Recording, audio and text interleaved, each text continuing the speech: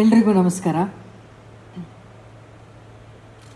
ತುಂಬ ನಾನು ಖುಷಿಯಾಗಿ ಭಾಗವಹಿಸುವಂಥ ಒಂದು ಕಾರ್ಯಕ್ರಮ ಗಿಚ್ಚಿ ಗಿಲಿ ಗಿಲಿ. ಬಹುಶಃ ಚಿಕ್ಕ ವಯಸ್ಸಿಂದ ಒಂದು ಕಲಾವಿದೆಯಾಗಿ ಒಂದು ಆಸೆ ಇರುತ್ತೆ, ಎಲ್ಲ ಜಾನರಲ್ಲೂ ಕೆಲಸ ಮಾಡಬೇಕು ಅಂತ. ಬಹುಶಃ ಬೆಳ್ಳಿ ತೆರೆಯ ಮೇಲೆ ದೊಡ್ಡ ತೆರೆಯಲ್ಲಿ ನನಗೆ ಅಷ್ಟು ಅವಕಾಶಗಳು ಸಿಗಲಿಲ್ಲ ಈ ಕಾಮಿಡಿ ಜಾನರಲ್ಲಿ ಕೆಲಸ ಮಾಡೋಷ್ಟು. ಮಾಡಿರೋದೇ ಕೆಲವು ಸಿನಿಮಾ, ಅದು ಒಂದು ರಾಮಶ್ಯಾಮ ಭಾಮ ಆಗಿರ್ಬೋದು. ಈ ಥರ ಕೆಲವು ಸಿನಿಮಾಗಳಲ್ಲಿ ನಾನು ಹ್ಯೂಮರಸ್ ಪಾತ್ರ ಮಾಡಿದಾಗ ನಾನು ಈ ಹಿಂದೆ ಮಾಡಿದಷ್ಟು ಅಷ್ಟೂ ಸಿನಿಮಾಗಳಲ್ಲಿ ಏನು ಹೆಸರು ಗಳಿಸಿದ್ನೋ ಅಷ್ಟು ಹೆಸರನ್ನ ಹ್ಯೂಮರ್ ಅಂತ ಅನ್ನೋ ಒಂದು ಜಾನರಲ್ಲಿ ಮಾಡಿರುವಂಥ ಸಿನಿಮಾಗಳು ನನಗೆ ಹೆಸರು ತಂದು ಕೊಡ್ತಾ ಇತ್ತು.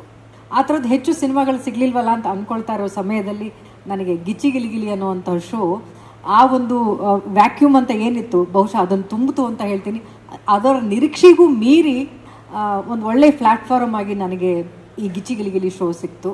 ಆಮೇಲೆ ಈ ಶೋ ಬಗ್ಗೆ ನನಗೆ ಅಪಾರವಾದಂಥ ಪ್ರೀತಿ ಗೌರವ ಇದೆ. ಕಾರಣ ಎಲ್ಲೋ ಇರುವಂಥ ಒಬ್ಬ ಕಲಾವಿದರನ್ನ ಹುಡುಕಿ ಈ ಕಾರ್ಯಕ್ರಮಕ್ಕೆ ಕರ್ಕೊಂಡು ಬರ್ತಾರೆ. ಅವರು ಒಬ್ಬ ಒಳ್ಳೆಯ ಕಲಾವಿದರಾಗಿ ಬೆಳೆಯೋದು ಮಾತ್ರ ಅಲ್ಲ, ಈ ಗಿಚ್ಚಿ ಗಿಲಿ ಗಿಲಿ ಸೆಟ್ಟಿಗೆ ಬಂದವರು ಇಡೀ ಕರ್ನಾಟಕದ ಅಸೆಟ್ಟಾಗಿ ಬೆಳೆದಿರುವಂಥ ಹಲವಾರು ಕಲಾವಿದರನ್ನ ನೀವು ಗಿಚ್ಚಿ ಗಿಲಿ ಗಿಲಿ ನೋಡ್ತೀರಿ. ಬಿಗ್ ಬಾಸ್ಗೆ ಹೋಗ್ತಾರೆ, ಅಲ್ಲಿ ಸೀಸನ್ನ ವಿನ್ ಮಾಡ್ತಾರೆ.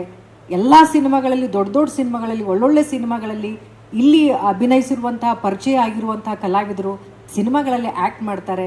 ಯಾರಾದರೂ ಕಾಮಿಡಿಯನ್ ಅಂತ ಪಾತ್ರಗಳಲ್ಲಿ ತಾರಾಗಣದಲ್ಲಿ ನೋಡುವಾಗ ಅವರ ಲೀಸ್ಟಲ್ಲಿ ಮೊದಲನೇ ಹೆಸರು ಬರೋದೇ ನಮ್ಮ ಗಿಚ್ಚಿ ಗಿಲಿ ಗಿಲಿಯಲ್ಲಿ ಅಭಿನಯಿಸಿರುವ ಕಲಾವಿದರು ಅಂತ ಸುಮಾರು ಡೈರೆಕ್ಟರ್ಗಳು ನನಗೆ ಹೇಳುವಾಗ ತುಂಬಾ ಖುಷಿಯಾಗುತ್ತೆ. ಈ ವೇದಿಕೆ ಕೇವಲ ಶೋ ಜನರನ್ನ ನಗಿಸೋದ್ರ ಜೊತೆಗೆ ತುಂಬ ಕಲಾವಿದರಿಗೆ ಭವಿಷ್ಯವನ್ನು ಕೊಟ್ಟಿದೆ, ಬದುಕನ್ನು ಕೊಟ್ಟಿದೆ. ಈ ಶೋ ನನಗೆ ತುಂಬ ಹತ್ತಿರವಾದದ್ದು, ನಾನು ತುಂಬ ಗೌರವಿಸುವಂಥ ಪ್ರೀತಿಸುವಂಥ ಶೋ ಇದು. ಈ ಸೀಸನ್ 3 ಇನ್ನಷ್ಟು ನಿರೀಕ್ಷೆ ಹೆಚ್ಚಾಗಿದೆ.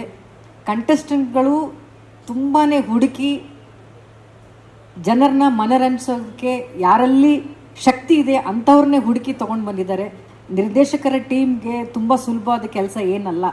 ಸಿನಿಮಾದಲ್ಲಿ ನಗಿಸೋದಕ್ಕೆ ಕೇವಲ 10-15 ಸೆಕೆಂಡ್ಗಳು ಅಥವಾ 10-15 ನಿಮಿಷ ಅಂತ ಒಂದು ಇಟ್ಟಿರ್ತಾರೆ.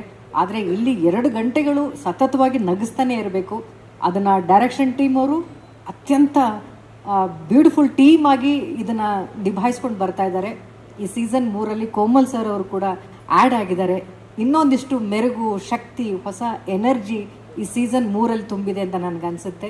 ಆ್ಯಂಡ್ ಅಗೇನ್ ನನ್ನ ಮೈ ಫ್ರೆಂಡ್ ನಿರಂಜನ್, ಆ ಎನರ್ಜಿ ಇದೆಯಲ್ಲ ಅದೂ ತುಂಬಾ ಕಷ್ಟವಾದ ಕೆಲಸ.